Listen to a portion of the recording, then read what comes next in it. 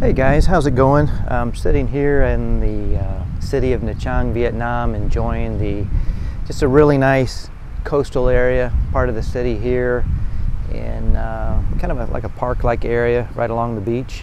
Headed off to Malaysia in a couple days to have to leave the country because my 30-day visa here is running out. So I need to leave the country. I've already applied for a new visa and have been approved, so I am set to come back here on the 29th. Spend a couple days in Malaysia and then fly right back into Vietnam. I wanted to express some thoughts about immigration and the fact of how thankful I am to be here.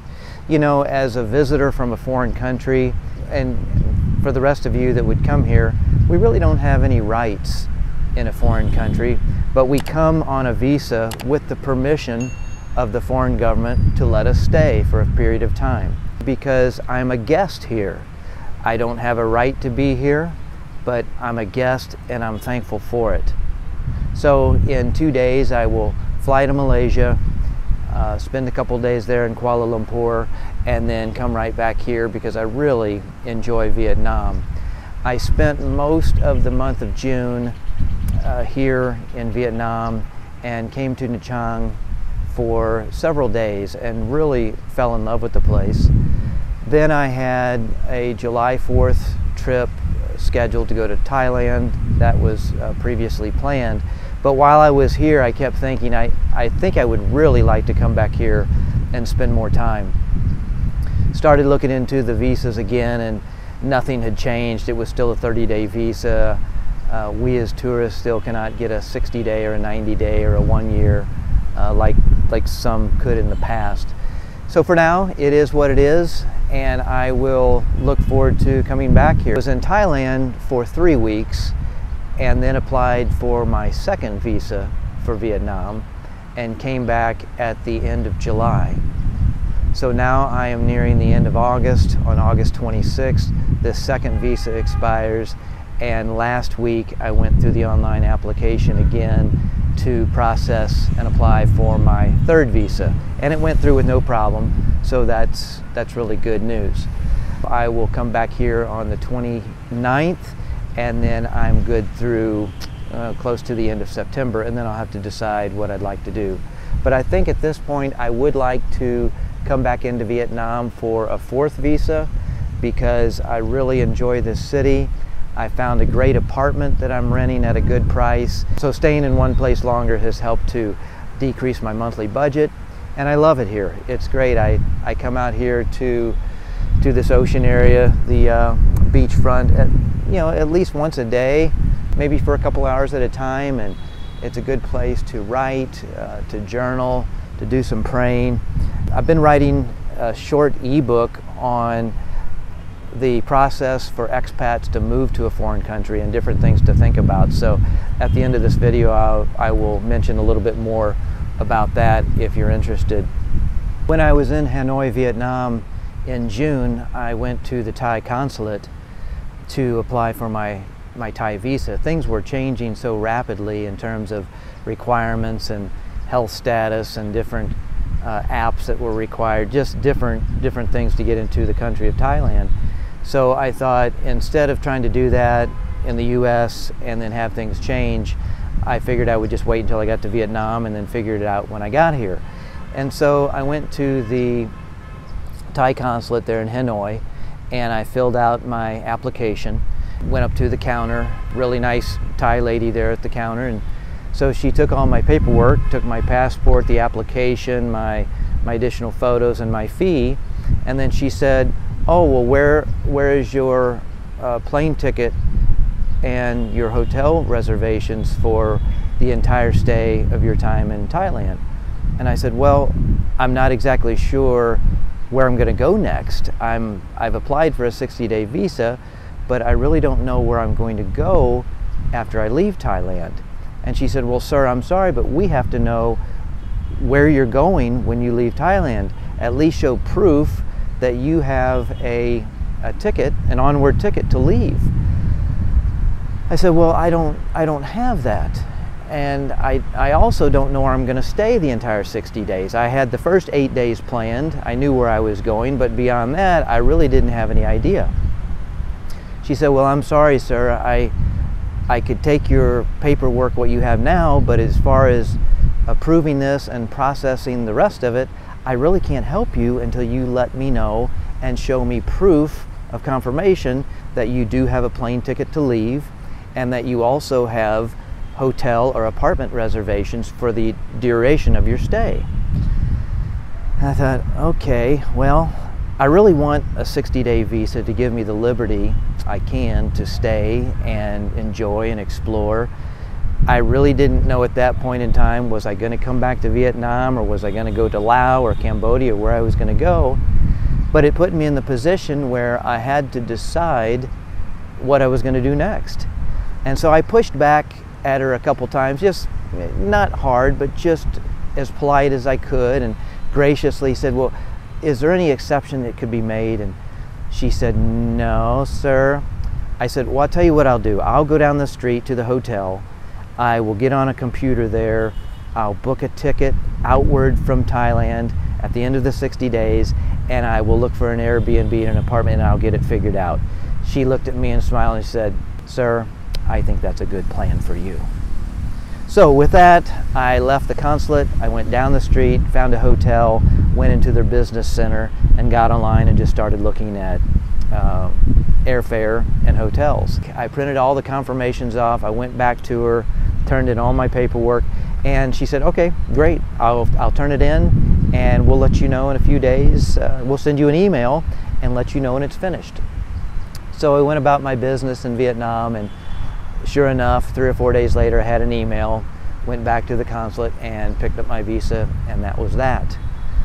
And I've got a hard copy of the application here. I brought along with some of my notes, and I brought it just for the purpose of making this video.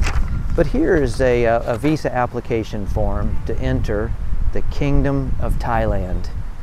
You know, I'm thankful that countries have their sovereign rights. I'm thankful that Thailand has their immigration laws. I'm not so happy that I have to leave Vietnam every 30 days if I choose to stay here. But, you know, that's my choice. I don't have to come back here. So if I do want to come back, though, which I do, it's an inconvenience to me, but it's one that is worth it. But again, countries have their laws, and we as visitors need to abide by those laws.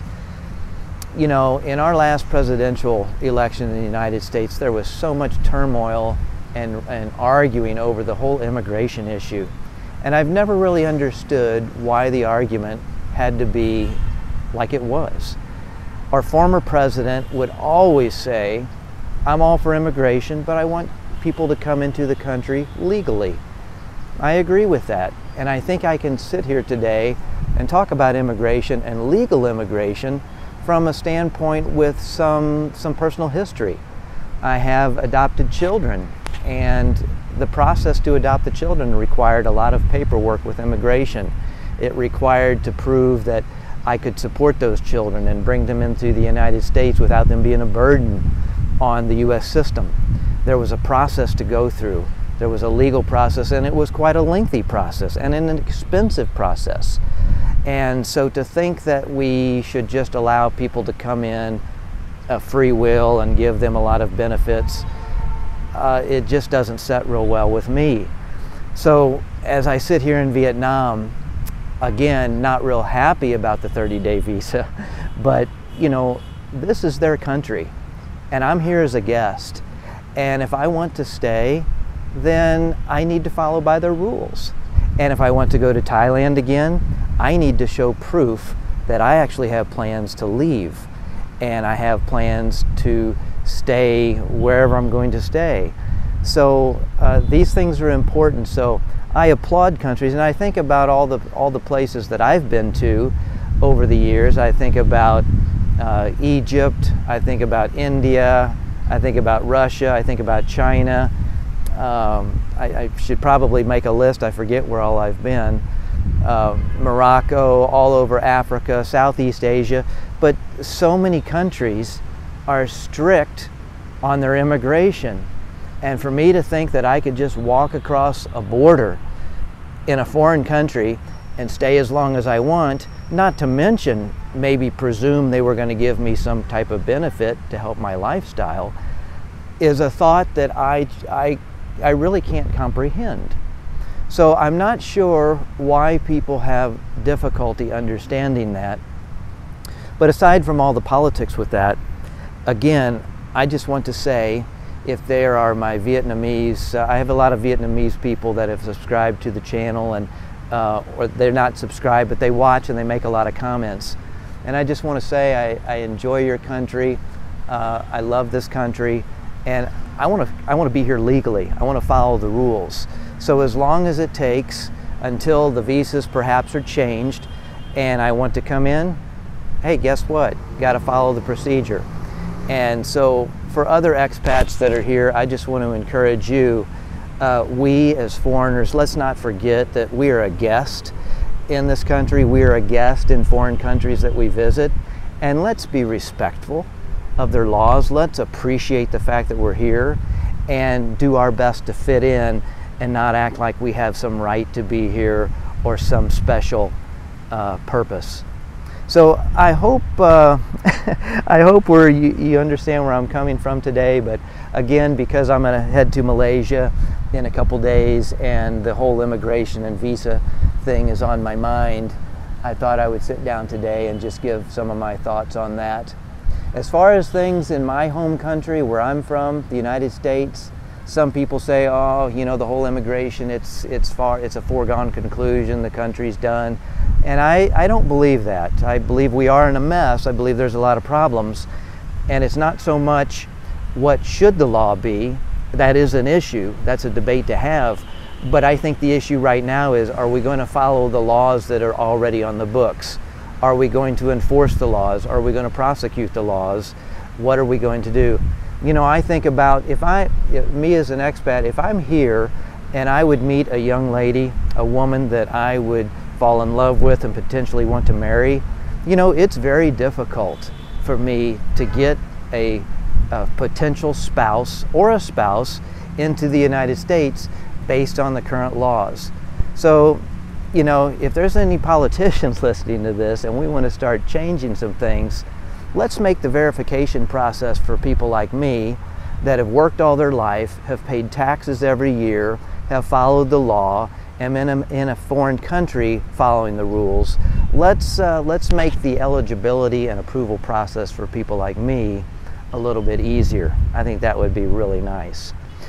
I think the key that I want to leave today is respect the country you're in, appreciate the fact that there is rule of law, because that's good for civil society, that's good for a society as a whole. And the more that we can realize that and appreciate that and get back to those fundamentals, the better off we as a people as a whole will be. All right, I'll talk to you in the next video. Oh, and I forgot, I was going to mention, I am putting together an ebook about the process that I took to get here. Why am I here? What brought me to this point in life? And what were the steps that I took to make this a reality? The planning, the budgeting, the kind of the strategy, if you will, the preparing to move overseas. If you're interested in that, stay tuned. I'll have more information coming up. Talk to you guys later. Talk to you. Bye.